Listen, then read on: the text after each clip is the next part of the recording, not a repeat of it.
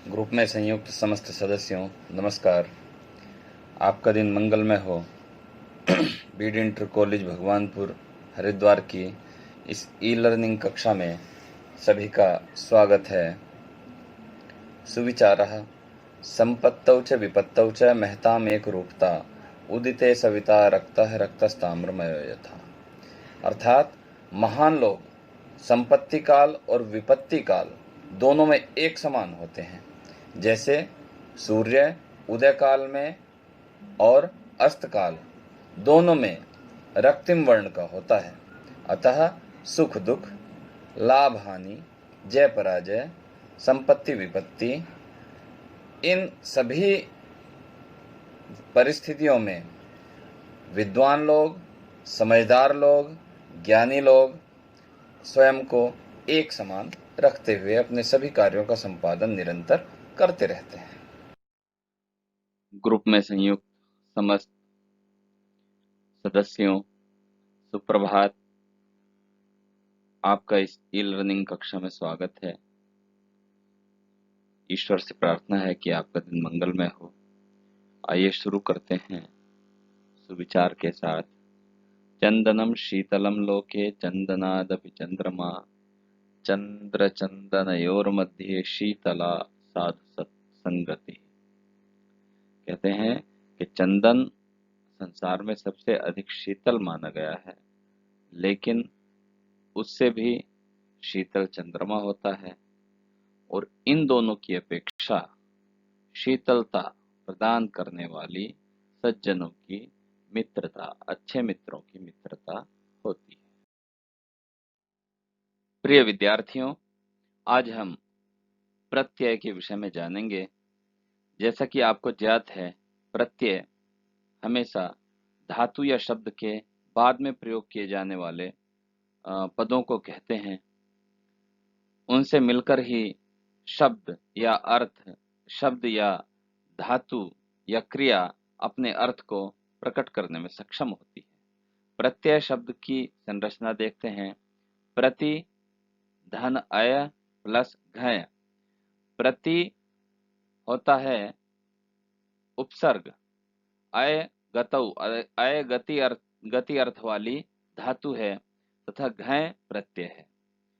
इस प्रकार से प्रत्यय शब्द बनता है। यहाँ पर प्रति उपसर्ग पूर्वक अय धातु में घय प्रत्यय का योग हुआ है। किसी भी धातु या शब्द के पश्चात जुड़ने वाले शब्दांशों को प्रत्यय कहा जाता है। प्रत्यय मुख्य रूप से कृत, तद्धित और स्त्री प्रत्यय, इन तीन वर्गों को हम समझेंगे। धातु में जुड़ने वाले प्रत्ययों को कृत प्रत्यय कहते हैं। ये प्रत्यय तिंग प्रत्ययों से भिन्न होते हैं। जैसे गम प्लस क्त्वा, गत्वा, जा करके। संज्ञा शब्दों में जुड़ने वाले प्रत्ययों को तद्धित प्रत्यय कहते हैं। जैसे बुद्धि, धनमतुप बराबर बुद्धिमत।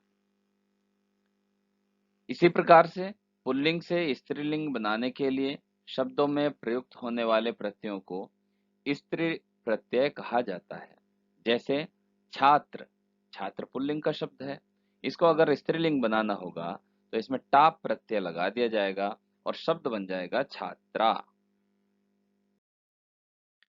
आइए सर्वप्रथम हम कृत प्रत्यय को समझेंगे। जैसा कि अभी बताया गया था, जिन प्रत्ययों को धातुओं में जोड़कर संज्ञा, विशेष या अव्यय, विशेषण या अव्यय आदि पद बनाए जाते हैं, उन्हें कृत प्रत्यय कहते हैं।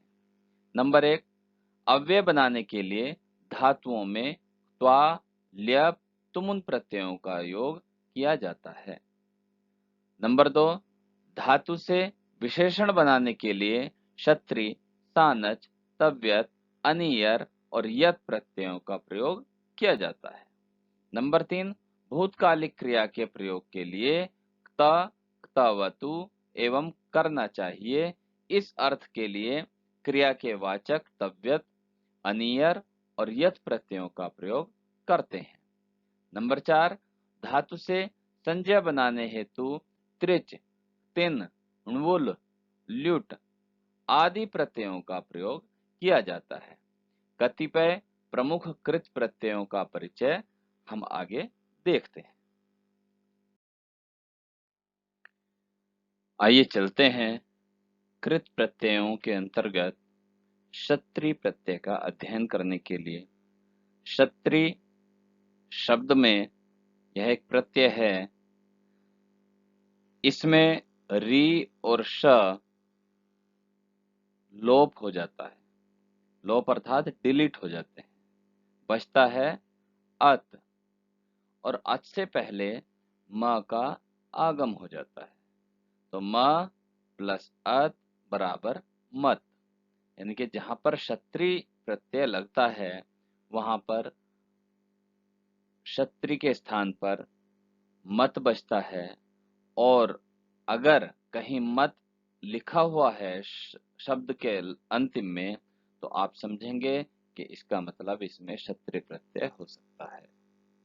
कहते हैं एक कार्य को करते हुए जब साथ ही साथ अन्य कार्य भी किया जा रहा हो, करता हुआ, करती हुई, चलता हुआ, चलती हुई, पढ़ता हुआ, पढ़ती हुई इत्यादि अर्थों को बताने के लिए परस्मैपदी धातु में क्षत्रि प्रत्यय और आत्मनेपदी धातु में शानच प्रत्यय का प्रयोग किया जाता है। क्षत्रि के श और री का लोप हो जाता है, धातु में अत जुड़ जाता है तथा शानच के श का और च का लोप हो जाता है। वहां पर आन बचता है और उससे पहले म का आगम वहां भी हो जाता है। इस प्रकार धातुओं के साथ शानच प्रत्यय में मान शेष रहता है और क्षत्रि प्रत्यय में मत शेष रहता है। क्षत्रि शानच प्रत्ययों से बने हुए कुछ विशेषण के रूप में प्रयुक्त होते हैं, अतः इनके रूप तीनों लिंगों में चलते हैं, अर्थात स्त्रीलिंग, पुल्लिंग, नपुंसकलिंग, तीनों लिंगों में अलग अलग प्रकार से रूप इनके चलते हैं। आइए क्षत्रि प्रत्यय के कुछ उदाहरण देखते हैं। जैसा कि आप देख रहे हैं, 4 स्तंभ हैं। पहले स्तंभ में धातु और क्षत्रि प्रत्यय का योग है। दूसरे स्तंभ में पुल्लिंग शब्द को लिखा गया है। तीसरे स्तंभ में स्त्रीलिंग को लिखा गया है तथा चौथे स्तंभ में नपुंसकलिंग को लिखा गया है। पाठ धातु है, क्षत्रि का अत बचता है, क्षत्रि प्रत्यय है, हो जाएगा पठन, पठंती, पठत। लिख क्षत्रि, लिखन, लिखंती, लिखत। हस क्षत्रि, हसन, हसंती, हसत। शेव सानच, शानच के स्थान पर बताया था मान, सेवमानः, सेवमाना, सेवमानम। मुद शानच, मोदमानः, मोदमाना, मोदमानम। वृत् शानच, वर्तमानः, वर्तमाना, वर्तमानम। प्रिय विद्यार्थियों, क्षत्रि प्रत्यय वाक्य में प्रयोग करते हुए क्षत्रि और सानच प्रत्ययांत शब्दों में उसी लिंग, विभक्ति व वचन का प्रयोग होता है जो विशेष्य का होता है। यथा पिता गच्छन्तं पुत्रम भोजनाय कथयति। वहां पर पुत्रम है, एक वचन है, द्वितीय विभक्ति है, तो गच्छन्तम में भी गच्छन होना चाहिए था प्रथमा विभक्ति, लेकिन द्वितीय विभक्ति में गच्छन्तम शब्द का प्रयोग किया गया। इस वाक्य में पिता किस प्रकार के पुत्र को भोजन के लिए कह रहा है, इसके उत्तर में जाते हुए पुत्र को, यह अर्थ। अतः पुत्रम के विशेषण के रूप में गच्छत शब्द में भी द्वितीय विभक्ति का एक वचन प्रयोग होकर गच्छन्तम पद बना। इसी प्रकार अन्य वाक्य भी समझे जा सकते हैं, जैसे यथा माता सेवमानाय पुत्राय आशी ददाति। माता सेवा करते हुए पुत्र को आशीर्वाद देती है। मोदमानस्य जनस्य प्रसन्नताया किम कारणम अस्ति। प्रसन्न होने वाले व्यक्ति की प्रसन्नता का क्या कारण है। सह उच्चैः पश्यन् पतति। वह जोर से देखते हुए गिरता है। चलंती बालिका मार्गम पृच्छति। चलती हुई बालिका रास्ते में पूछती है, या रास्ते को पूछती है, रास्ते को पूछती है। सा कम पश्यति गच्छति। वह क्या देखती हुई जाती है। आइए कुछ अभ्यास करते हैं। क्षत्रि प्रत्यय। प्रथम स्तंभ धातु धन प्रत्यय, द्वितीय स्तंभ अर्थः, तृतीयः पुल्लिंगः, चतुर्थः स्त्रीलिंगः, पंचमः नपुंसकलिंगः। गम धन क्षत्रि गच्छत जाता हुआ, पुल्लिंगे गच्छन, स्त्रीलिंगे गच्छन्ति, नपुंसकलिंगे गच्छत। इसी प्रकार से हम स्तंभों का ध्यान रखेंगे। दृश धन क्षत्रि पश्यत देखता हुआ, पश्यन् पश्यन्ति पश्यत। दा क्षत्रि ददत देता हुआ, यच्छन् यच्छन्ति यच्छत। पा क्षत्रि पिबत पीता हुआ, पिबन् पिबन्ति पिबत। भू क्षत्रि भवत होता हुआ, भवन भवन्ति भवत। पच क्षत्रि पचत पकाता हुआ, पचन पचन्ति पचत। पृच्छ क्षत्रि पृच्छत पूछता हुआ, पृच्छन् पृच्छन्ति पृच्छत। नी क्षत्रि नयत ले जाता हुआ, नयन नयन्ति नयत। नृत क्षत्रि नृत्यत नाचता हुआ, नृत्यन् नृत्यन्ति नृत्यत। चुर क्षत्रि चोरयत चुराता हुआ, चोरयन् चोरयन्ति चोरयत। गण क्षत्रि गणयत गिनता हुआ, गणयन् गणयन्ति गणयत। मिल क्षत्रि मिलत मिलता हुआ, मिलन मिलन्ति मिलत। यज क्षत्रि यजत यज करता हुआ, यजन यजन्ति यजत। पाल क्षत्रि पालयत पालन करता हुआ, पालयन् पालयन्ति पालयत। गृह क्षत्रि ग्रहण करता हुआ, गृह्णत गृह्णन् गृह्णन्ति गृह्णत। आइए अभ्यास करते हैं शानच प्रत्यय का। जैसा कि हमने पहले भी बताया था, शानच का आन शेष रहता है, च और श लोप हो जाता है। आन से पहले म का आगम हो जाता है, बचता है मान।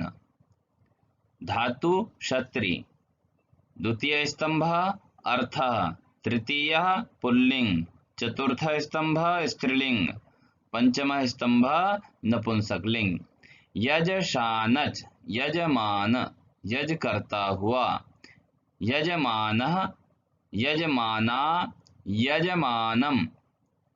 लभ शानच लभमान प्राप्त करता हुआ, लभमानः लभमाना लभमानम। सह शानच सहमान सहन करता हुआ, सहमानः सहमाना सहमानम। जन शानच जायमान पैदा होता हुआ, जायमानः जायमाना जायमानम।